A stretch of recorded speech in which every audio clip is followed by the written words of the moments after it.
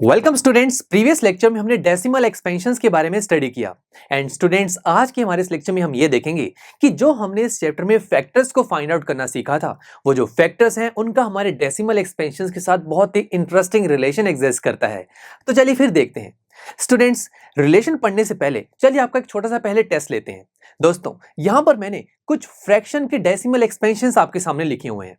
अब आपको ही चेक करना है कि इनमें से कौन से डेसिमल एक्सपेंशन टर्मिनेटिंग है और कौन से नॉन टर्मिनेटिंग रिपीटिंग है।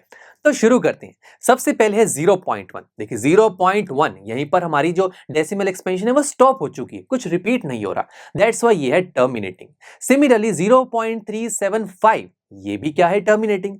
एंड थर्ड वन इज 0.104, ये भी हुई टर्मिनेटिंग। और यहां पर लास्ट डेसिमल एक्सपेंशन देखें तो दोस्तों साफ पता लग रहा है कि ये decimal expansion 0.090909 and up to so on, ये तो रुक ही नहीं रही, इट मींस ये है नॉन टर्मिनेटिंग। एंड स्टूडेंट्स यहां पर 0909 बार बार रिपीट हो रहा है, तो ये कौन सी डेसिमल एक्सपेंशन हुई, non terminating repeating decimal expansion. तो सिंपल था, ये तो आपको रिवाइज भी हो गया। तो अब दोस्तों मैं अब आपको एक क्वेश्चन देता हूं कि अगर मुझे ये देखना है कि 15 डिवाइडेड बाय 1600 अगर मैं इसको सॉल्व करूं तो मेरे पास जो डेसिमल एक्सपेंशन आएगी वो टर्मिनेटिंग होगी या फिर नॉन टर्मिनेटिंग रिपीटिंग। तो आप कैसे बताएंगे? आप कहेंगे ठीक है ना, तो फिर डिवाइड करके देखेंगे। 1600 की हेल्प से हम 15 को डिवाइड करेंगे, बट ये तो बड़ा टाइम कंज्यूमिंग हो जाएगा, लॉन्ग डिवीजन हो जाएगी बहुत ज्यादा। तो फिर क्या करें? तो दोस्तों इसी टाइम को सेव करने के लिए आज हम फैक्टर्स और डेसिमल एक्सपेंशन के बीच में रिलेशन पढ़ेंगे। यस माय फ्रेंड्स, ये जो रिलेशन है, इस रिलेशन की हेल्प से हम एक फ्रैक्शन को सॉल्व किए बिना, यानी कि बिना डिवाइड किए हमें बता सकते हैं कि यहां पर एक एक्सप्रेशन की जो डेसिमल एक्सपेंशन है वो टर्मिनेटिंग होगी या फिर नॉन टर्मिनेटिंग रिपीटिंग। कैसे? शुरू करते हैं। हमारे इन्हीं एग्जांपल की हेल्प लेते हैं। देखिए 1/10। अब इस 1/10 में जो डिनोमिनेटर है ना 10, इसके फैक्टर्स बनाइए। फैक्टर्स बनाने दोस्तों बहुत आसान है, मैंने आपको सिखाए भी थे। चलिए रफ साइड पर करके देखते हैं। 10 के फैक्टर्स बनाने हैं। कैसे बनाओगे आप एक ऐसा प्राइम नंबर सोचोगे जो 10 को परफेक्टली डिवाइड कर दे। सबसे पहला प्राइम नंबर होता है 2। 2 10 को परफेक्टली डिवाइड करेगा। 2 जब 10 को डिवाइड करेगा आंसर आएगा 5। आंसर हम 10 के नीचे लिखेंगे। नाउ स्टूडेंट्स, मुझे प्राइम नंबर्स को दोबारा सोचना होता है कि एक ऐसा प्राइम नंबर जो 5 को डिवाइड कर दे। तो सोचिए 2 प्राइम नंबर है बट वो 5 को डिवाइड नहीं करेगा। 3 भी एक प्राइम नंबर है बट ये भी 5 को डिवाइड नहीं करता। 4 तो प्राइम नंबर नहीं है।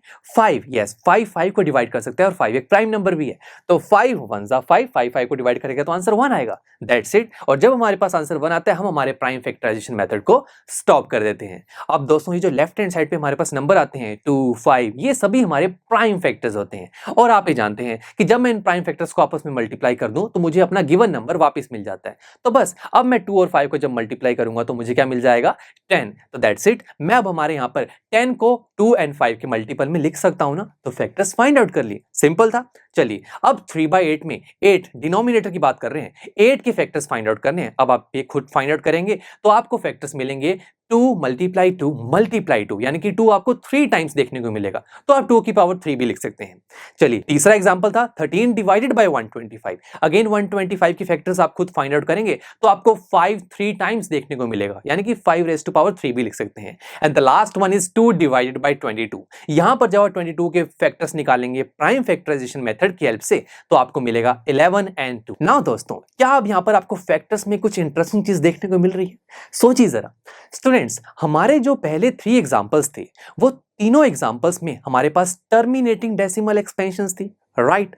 अब दोस्तों हमारे इन तीनों एग्जांपल्स में जो ये फैक्टर्स हैं, इनके फैक्टर्स में सिर्फ और सिर्फ या तो 2 है या फिर 5 है या फिर 2 और 5 दोनों है। That's it. इसके अलावा कोई भी फैक्टर हमें देखने को नहीं मिल रहा। सिर्फ 2 एंड 5 ये दोनों ही फैक्टर्स हमें यहां पर देखने को मिल रहे हैं।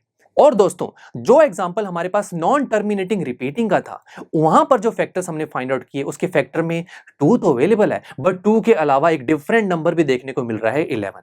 तो यहां से हमारे माइंड में एक हिंट मिला। वो क्या? हमें पता लगा कि अगर हमारे पास एक फ्रैक्शन गिवन हो, उस फ्रैक्शन के डिनोमिनेटर की अगर हम फैक्टर्स बना ले तो दोस्तों अगर उन फैक्टर्स में सिर्फ 2 या फिर 5 या फिर 2 और 5 दोनों अवेलेबल हो, तब दोस्तों हम कह सकते हैं कि वो जो फ्रैक्शन है उस फ्रैक्शन को जब आप सॉल्व करेंगे तो वहां पर आपको टर्मिनेटिंग डेसिमल एक्सपेंशन देखने को मिलेगा। और उसके बाद दोस्तों अगर आपके पास ऐसी कोई फ्रैक्शन आ जाए जिस फ्रैक्शन के डिनोमिनेटर के जब आप फैक्टर्स बनाएं उस फैक्टर में 2 और 5 के अलावा भी और फैक्टर्स आ रहे हो, तो दोस्तों वैसी फ्रैक्शन को जब आप सॉल्व करेंगे ना तो आपके पास non terminating repeating decimal expansions आएंगी। तो देखा स्टूडेंट्स, यहां पर अब हम फैक्टर्स की हेल्प से ये बता सकते हैं कि एक फ्रैक्शन को जब सॉल्व किया जाएगा तो वहां पर हमें टर्मिनेटिंग डेसिमल एक्सपेंशन मिलेगी या फिर non terminating repeating decimal expansion. चलिए, जो मैंने आपके लिए शुरू में एग्जांपल आपको दिया था जो कि था 15 डिवाइडेड बाय 1600, इसको चेक करते हैं। सबसे पहला मेथड दोस्तों वही था, हम डिवीजन परफॉर्म करें, बट हमारा टाइम बहुत वेस्ट होता है उसमें। तो अब हम फैक्टर्स की हेल्प लेंगे। कैसे? यहां पर डिनोमिनेटर क्या है 1600, इसके फैक्टर्स निकालेंगे। चलिए मैं आपको करके दिखाता हूं। 1600 के फैक्टर निकालने हैं। कैसे निकालेंगे? सबसे पहले प्राइम नंबर सोचना है जो 1600 को डिवाइड कर दे। तो सबसे पहला प्राइम नंबर होता है 2 और 2 1600 को डिवाइड करेगा, आंसर आएगा 800। अब इस 800 को भी 2 डिवाइड करता है, आंसर इज 400। एंड दोस्तों अगेन 400 को 2 डिवाइड करेगा, आंसर आएगा 200। तो ऐसे करते करते दोस्तों हम 25 तक आ चुके हैं और यहां तक 2 ही डिवाइड करता जा रहा है। चलिए अब हम 25 पर आ गए हैं। दोबारा से सोचना है कौन सा ऐसा प्राइम नंबर है जो 25 को डिवाइड कर सकता है। सोचिए, सबसे पहला प्राइम नंबर 2, 2 25 को डिवाइड नहीं कर सकता। नेक्स्ट इज 3, 3 भी डिवाइड नहीं कर सकता। 4 तो प्राइम नंबर नहीं है। 5, यस 5 के टेबल में 25 आता है, तो 5 5 से 25, और ये जो 5 आया है इस 5 को तो सिर्फ 5 ही डिवाइड कर सकता है। तो 5 1 जा 5, दैट्स इट। जहां पर हमारे पास 1 आ जाता है हम हमारी मेथड को स्टॉप कर देते हैं। तो यहां पर जो लेफ्ट हैंड साइड पर सारे नंबर्स आ रहे हैं ये हमारे फैक्टर्स हैं। तो अब हम आप जानते हैं कि अगर मैं इन सभी फैक्टर्स को आपस में मल्टीप्लाई कर दूं तो मुझे आंसर क्या मिलेगा? 1600। इट मींस मैं 1600 को सभी फैक्टर की मल्टीप्लिकेशन में लिख सकता हूं। और यहां पर 2 देखिए कितनी टाइम आ रहा है, 6 टाइम, तो 2 रेज़ टू पावर 6, और 5 2 टाइम्स आ रहा है तो 5 रेज़ टू पावर 2। अब जरा चेक कीजिए दोस्तों, यहां पर जो मैंने डिनोमिनेटर के फैक्टर्स निकाले हैं इन फैक्टर्स में 2 एंड 5 दोनों अवेलेबल है। क्या यहां पर 2 और 5 के अलावा कुछ और है? No my friends. तो हम ये कह सकते हैं कि जब हम हमारी इस फ्रैक्शन को सॉल्व करेंगे ना तो हमारे पास एक टर्मिनेटिंग डेसिमल एक्सपेंशन आएगा। तो देखा स्टूडेंट्स, कितना इंटरेस्टिंग कॉन्सेप्ट है। यहां पर अब हम बिना कैलकुलेशंस किए बता सकते हैं कि एक फ्रैक्शन को जब सॉल्व किया जाएगा वो जो सॉल्यूशन होगा उसमें हमें डेसिमल एक्सपेंशन टर्मिनेटिंग मिलेगा या फिर नॉन टर्मिनेटिंग रिपीटिंग।